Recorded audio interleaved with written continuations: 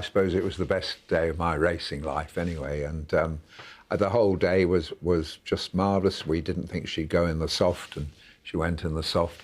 The plane didn't start, and we had to go from Cambridge to Stansted, so absolutely everything was going wrong, and it won. So, as you know, that doesn't very often happen. The jockey was brilliantly schooled by Mr. Murtagh here. Luke rang up Johnny, and Johnny told him exactly the same as Alain Royer-Dupré told me. So when Luke and I compared notes, it was exactly the same idea, that we had to push forward and then hang on as long as we could. And the great thing going back in the taxi was there were three great remarks, really. One was Luke, who turned to me and said, in the last 2 nights, I've watched 28 Arc de Triomphe, and when I turned for home, none of them had been going as well as I was. And the other great remark was Miss Rousing, of course, who'd bred the horse and bred the grandmother and the great-grandmother. And she turned to me and she said in that very quiet voice, she said, I always thought she'd win. I said, that's just like my mother, who always thought I'd pass exams. She was alone, you know. And finally, I think, of course, getting kissed by Jean-Claude Rouget. Is there an English trainer who would finish second and fourth and kiss the French winner? I very much doubt it. And last of all, when I got home, I went through the emails in order of when they'd come.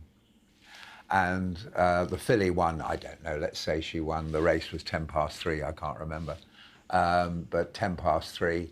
And the first email that came through was 3:13. And it was from everyone's hero, Mr. Shannon, who had trained 3 runners-up in the... Humes Lane, yeah. He trained 3 runners-up in the Arc Trail. And this had come 3 minutes after the filly had won, and it just said, lucky.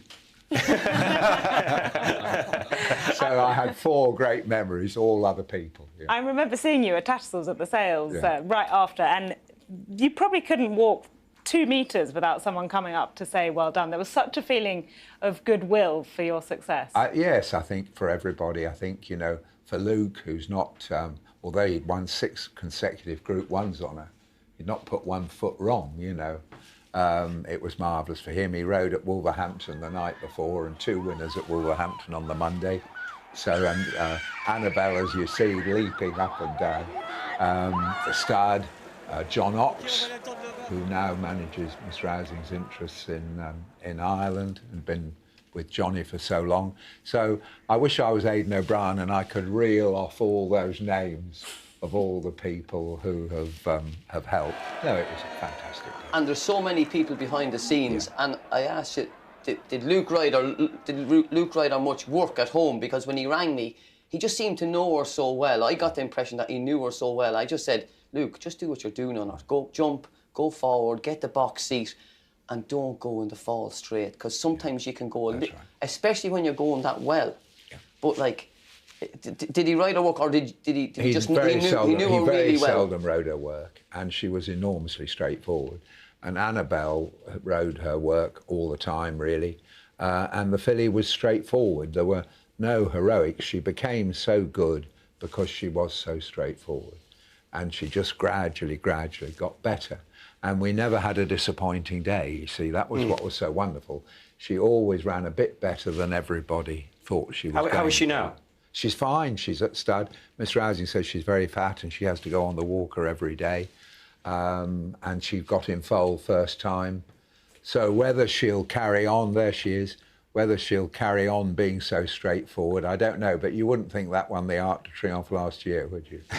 I can kind of, I feel... You might. Yeah, you might, me and myself this time last year, you know, honed, fit, athlete. Yes, you could probably And now look it. at us both. But sadly, Marsha died last week, and she'd been made the top price at the December sales and had been such a straightforward racehorse, but they aren't always the same when they go to stud. But Mark, everybody knows you as the handicap king, winning 4 or 5 from 50 to 80. Did you have to do anything different with this one, or did she have... She was just straightforward, Johnny. You know, I just can't claim that other than not make a mistake with her. I think Jack Waugh, my governor, he said something which was really interesting about training and rather frightening.